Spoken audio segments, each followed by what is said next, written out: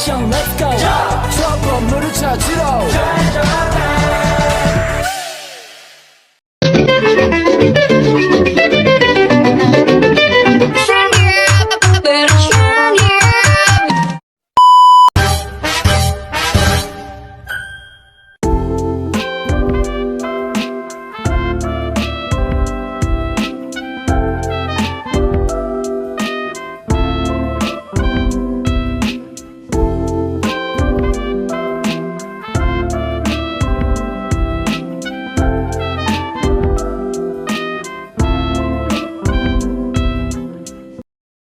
Assalamualaikum, selamat sore, permisi dengan Bapak siapa?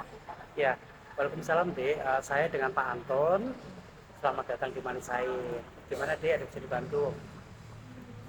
Saya dari SMA N2 Sidoarjo, mohon izin mewawancarai tentang usaha di sini.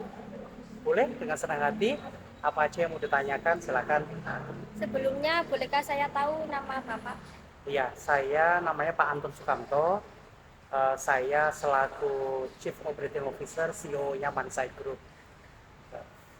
Dengan Bapak Anton di sini. Betul, betul, Mbak. Bapak di sini sebagai apa dan usaha Bapak bergerak di bidang apa? Betul. Saya di operation, saya sebagai CEO.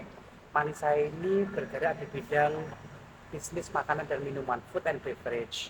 Tepatnya di coffee shop.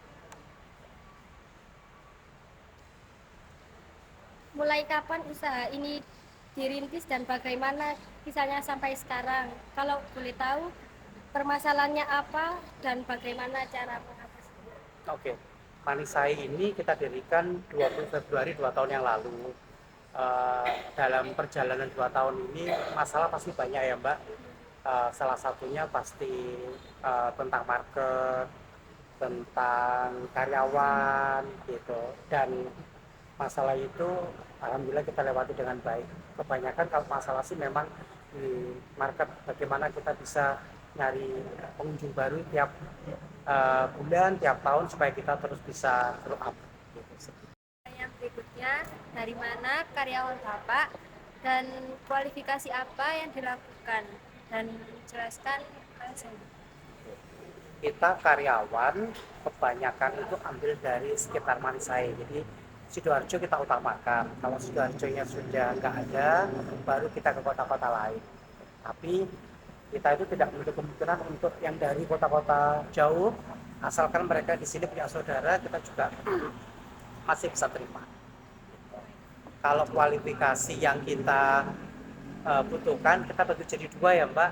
Ada yang rank and file, jadi karyawan-karyawan yang di bawah, ada juga karyawan-karyawan yang di manajemen level. Nah, kualifikasinya pastinya berbeda. Kalau kualifikasi untuk karyawan yang manajemen, mereka harus sudah punya pengalaman kerja sebelumnya, mereka juga punya leadership yang bagus, mereka punya manajerial yang bagus gitu. Kalau untuk karyawan yang rank and file, yang di bawah, yang baru masuk, tentunya yang terpenting adalah mereka punya niat kerja yang bagus, punya etos kerja yang bagus. Karena nanti skill, komunikasi, dan skill yang lainnya kita akan training supaya mereka bisa bagus. Bagaimana pendapat Bapak tentang generasi sekarang dan peluang untuk kami generasi muda untuk menjadi wirausahawan? Tentunya generasi yang sekarang mereka generasi yang lebih melek dengan teknologi, mereka lebih akrab, lebih pintar dengan teknologi begitu. Harapannya kepandaian dan kelebihannya itu bisa dimaksimalkan untuk menunjang mereka berwirausaha. Peluang mereka untuk berwirausaha tentunya besar karena di iklim yang syarat teknologi saat ini kegiatan bisnis apapun bisa dilakukan. Tidak harus punya barang, mereka cukup bisa marketing, mereka bisa jualan, sudah bisa jadi wirausaha. Jadi untuk bisa jadi wirausaha mungkin nggak perlu harus punya barang. Dengan skill mereka, mereka bisa sudah bisa mulai. Tapi catatannya generasi muda saat ini itu kan generasi yang yang rentan dengan tekanan. Jadi harusnya mereka lebih belajar, lebih kuat lagi, lebih nggak manja lagi, begitu.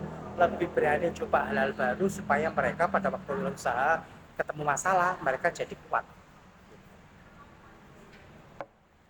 Bagaimana bagaimana pendapat Bapak tentang generasi sekarang dan peluang untuk saran bagi generasi muda sekarang agar lebih menyiapkan diri menjadi wirausahawan. Kalau dari saya sih, mumpung masih muda, perbanyak pengalaman dulu. Jadi perbanyak experience baik waktu masih di sekolah, dengan ikut organisasi, dengan ikut volunteer, dengan ikut eh, apa ya jadi kerja part time pada waktu libur sekolah, paling nggak untuk mengasah bahwa dunia kerja itu mereka udah pernah alami. Itu dulu mungkin pengalaman-pengalaman itu yang mereka harus perbanyak gitu. Dan attitude, etika. Jadi pada waktu kita bekerja dimanapun itu atau berwirausaha, etika adalah nomor satu. Etika bagaimana melakukan komunikasi dengan orang, bertingkah laku dengan orang, etika bekerja, kedisiplinan, itu semuanya etika. Itu sih harus diperhatikan mulai dari masa muda. Pasar yang harus menjadi prioritas itu seperti apa agar pemasaran kafe ini meningkat?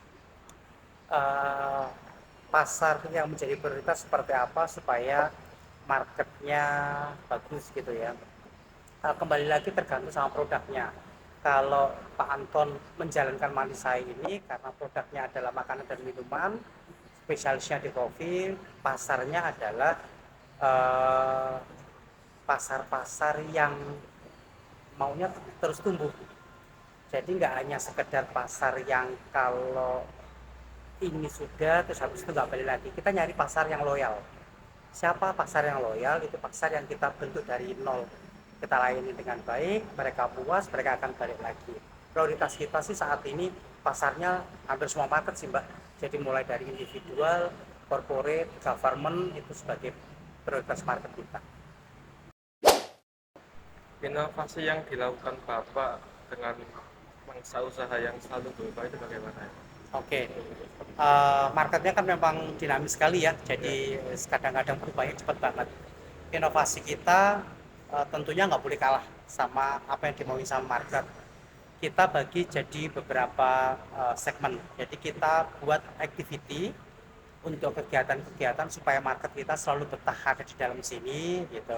Kedua, kita bikin visiting, jadi market-market di luar yang belum tahu tentang Manisai itu kita datengin, kita introduce, kita approach supaya mereka jadinya tahu dan pengen coba. Terus kemudian tentunya market yang paling penting kan sekarang market di sosial media.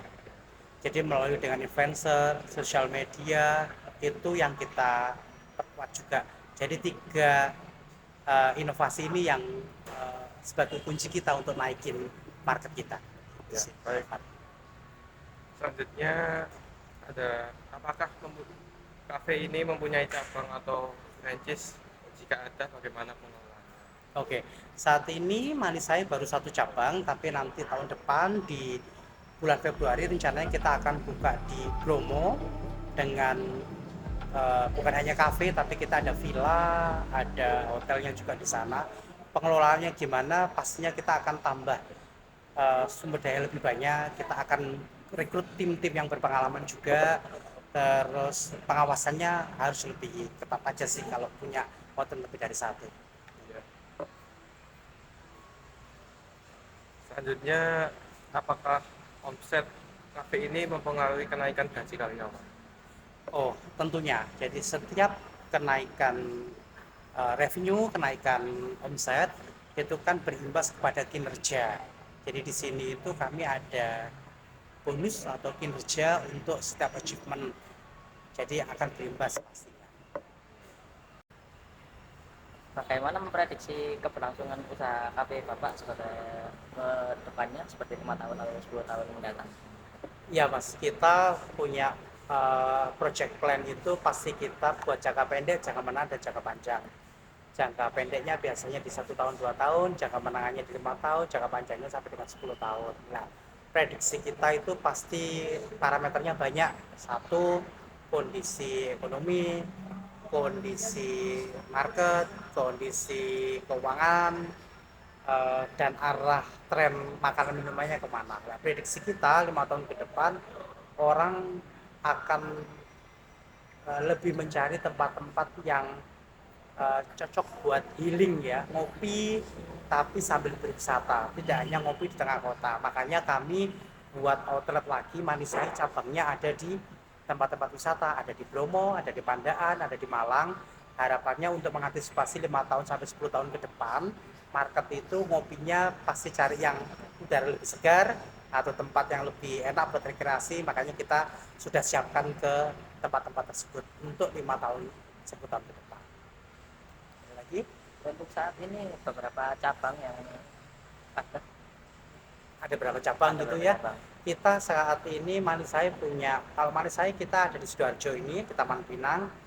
Untuk middle low-nya kita punya Warkop Haji di Semua Warung, besar sekali warkopnya, itu paling besar di Surabaya untuk middle low. Kemudian untuk akomodasi kita punya di Bromo yang nanti Februari akan buka. Terus kemudian kita akan punya Pandaan dan di ini mana Batu. Jadi sampai dengan 2025 targetnya kita ada 5 outlet lagi di Betul. Jawa Timur. Kalau tahun depan sih kita nambah 2 kayaknya, jadi 4. Pada saat melintas pada saat merintis kafe ini, apa kendala yang ada waktu merintis? Waktu mulai mengawali ya, membangun dan merintis, oh pasti nyari market yang cocok dengan kita itu salah satu tantangan terberat gitu. Kemudian tapi itu berhasil kita atasi karena kita udah bisnis ini sudah lama lah, udah punya pengalaman. Kedua, terkait dengan karyawan, pasti karyawan itu ada come and go, ada yang sesuai dengan kualifikasi, ada tidak gitu, dan itu sudah menjadi kebiasaan kita udah antisipasi juga. Apalagi ya kalau bahan baku nggak ada masalah sejauh ini, lain-lain juga nggak ada masalah, regulasi pemerintah juga nggak ada masalah, aman-aman semua.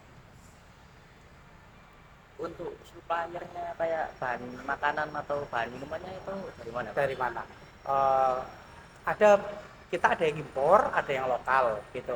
Kenapa kita ambil yang impor? Karena memang barang itu di lokal nggak ada, ataupun kalau ada kualitasnya nggak sebagus yang impor. Jadi kita terpaksa harus pakai yang impor. Tapi lokalnya juga banyak Mas. Jadi kayak yang di kitchen itu mulai dari sayur, protein, karbohidrat, semuanya kita pakai lokal gitu.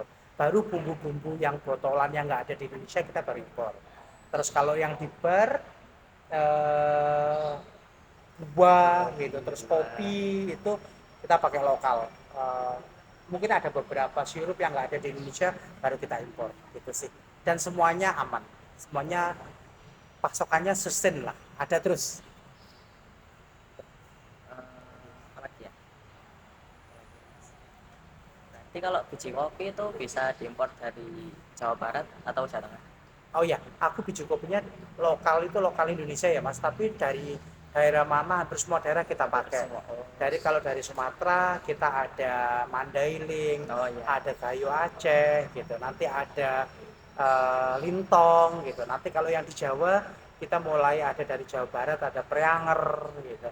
Nanti kalau dari Jawa Timur ada Java Coffee, pernah kita pakai Semeru, kita pernah pakai Argopuro, terus nanti kalau ke Bali kita pakai Bali Kintamani, kalau Toraja pakai Sulawesi, Toraja Kalosi, pakai Toraja, banyak banget. Papua bahkan kita juga pakai gitu, komplit kalau kopinya. Jadi Sudah kayaknya. gitu ya. Terima kasih atas waktunya dan semoga kafe ini lancar untuk kedepannya Amin. dan banyak cabangnya. Amin. Terima kasih Mas, good luck buat projectnya. Semoga sukses terus. Thank you. Mana?